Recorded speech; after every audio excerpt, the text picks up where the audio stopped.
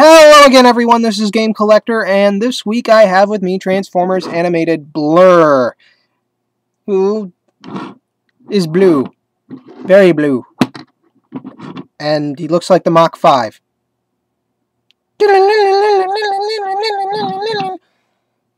Except for the fact that he's actually faster than the Mach 5, because it was confirmed Blurr is the fastest moving car in fiction ever. 800 miles an hour. And if you don't mind the speed talking, that's kind of a theme with this character because he's voiced by John Machida Jr. Or John Machida, whichever name you prefer. Because animated loved throwing G1 references, why not give a character his G1 voice actor? At least from the movie. And yeah, he does have actual solid wheels in the front. In the back he has hoops, which are supposed to be a reference to Trans Tech, which was supposed to be a sequel to Beast Machines that never existed, but exists in the comic books as a semi-canon universe where all the Transformers exist, well, the ones that were there, as the highest evolved forms of Transformer life, and the Cybertronian War never existed. But enough about that story. Now, the mechanic of this works like so, and I can rotate his wheel out like this. This little centerpiece is the wheel. I could actually go into how that would work, and I really do, because I love technobabble. But we're going to skip the technobabble and just get straight to the toy. And I am resisting the technobabble a lot right now. As for his vehicle mode gimmick, he can do this. That's it. He can drive around and saw Decepticons' legs off. Like the Mach 5 saw blades. As he chops down some Decepticons' legs and they start walking around on stumps. Probably Starscream. That would happen. Probably. Most likely. Maybe. I don't know. That's kind of it. So, transformation. You want to pull this off. Set that off to the side. You'll be able to reattach that to his robot mode for storage and as a weapon later. So, we'll just set that off to the side for now. Let me adjust the camera so it doesn't do that stupid red thing. Never mind, it's going to do the stupid red thing anyway. Unpeg the feet from the back roof there. And he is kind of tricky, because there are a lot of secured parts here. Pull the side panels out, and they do clip in. Yeah, you can kind of see the wear right in there. You know, if I actually got the camera in.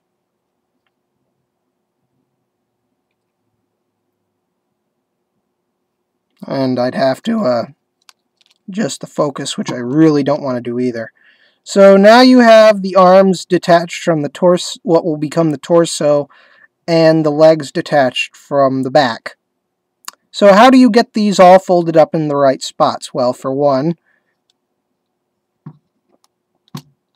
you unpeg the arms completely from the legs, and then you pull the arms up here for the time being. Or you pull them up all the way and push them in. That also works. Now, as for the legs, you rotate them straight out, and then down and around. And his legs are mostly complete. Now you just have to rotate his feet into place and unfold them. His feet are probably the one feature on him that I don't like, because he doesn't like to stand on them all the time. Granted, he actually does a pretty good job standing on them. I just don't like the fact he has toes.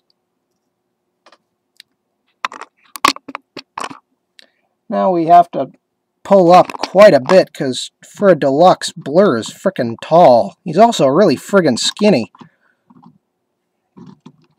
So, pull this down, and you undo the rubber fin. Yes, this little fin here is made of rubber instead of hard plastic. For safety reasons! So, yeah, you fold that down, and if you remember the hood, there are two little holes right there. There are two little pegs on the hood, and they peg right in there like that, and it can fold against his back like so.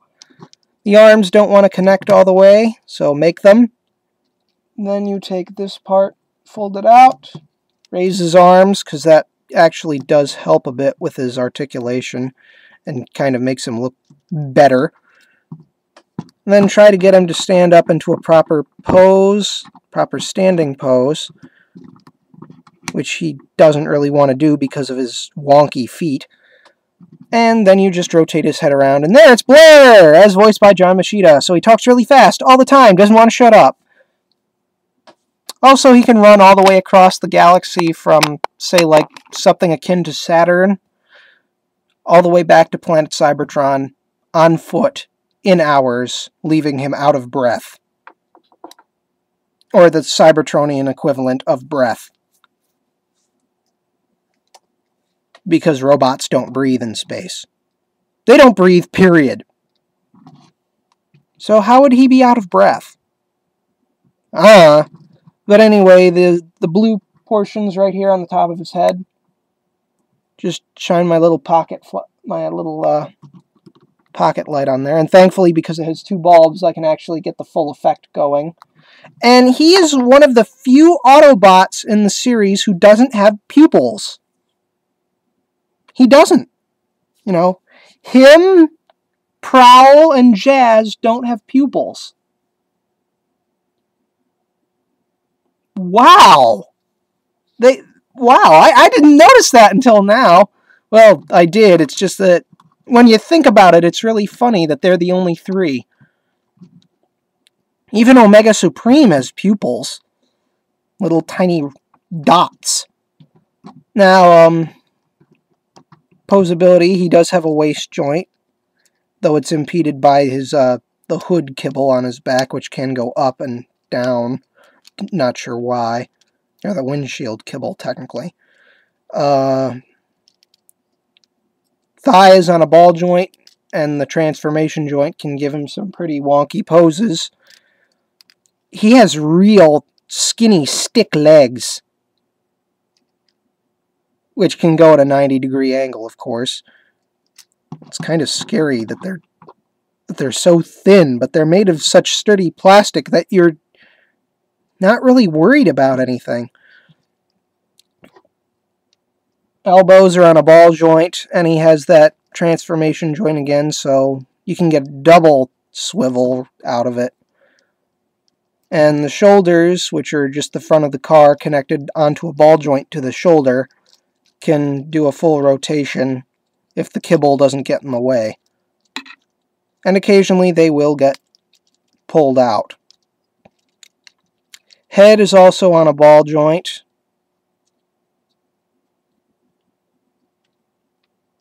Which can rotate all the way around. And as for his last gimmick... Come on, unpeg. Unpeg. There we go, it unpegged.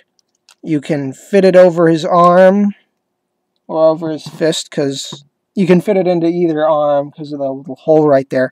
But it goes over and it can be a shield, or a little saw. So if Prime has the giant axe to cut the trees down, does that make Blurr the carpenter? The guy with the speedy saw blade? Or does he just help Prime saw the trees down? Okay, the joking aside, let me get his bio out. And he is a elite guard, an intelligence officer. Oh, pardon me. Mucus in the throat. Not a good thing all the time. You know what? Let's put him with a couple of his other members of the elite guard, like, say, Jazz. Oh my god, he is tall! God, I can probably imagine why Sentinel Prime doesn't stand near him all the time. Getting an extreme close-up here. Let me remove Sentinel's weapons, because they get in the way. Well, the lance gets in the way.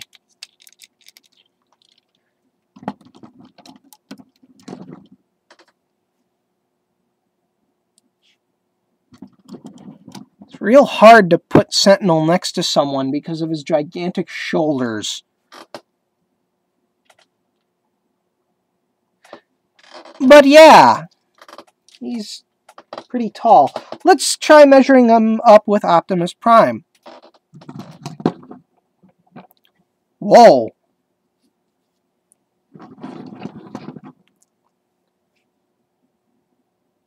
If you include his shoulders, he's actually taller than Prime. But that's only if you include his shoulders. I usually go for head height. Now, again, let me go get his bio.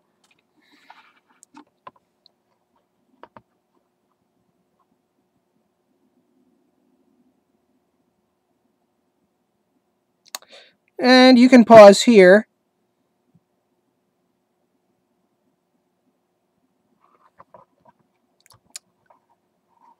And his galactic powers and abilities. Wait. How can being faster than Bumblebee be a power or an ability? He's the fastest moving fictional land vehicle. I'm pretty sure he is faster than Bumblebee. Master Spy, reaction time is too fast to measure. Now, just in case you couldn't read it. Ah! I hate adjusting this camera.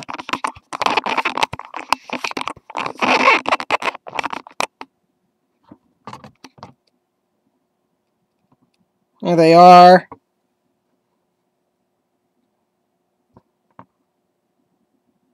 And there's his bio again. Just in case you couldn't read it last time.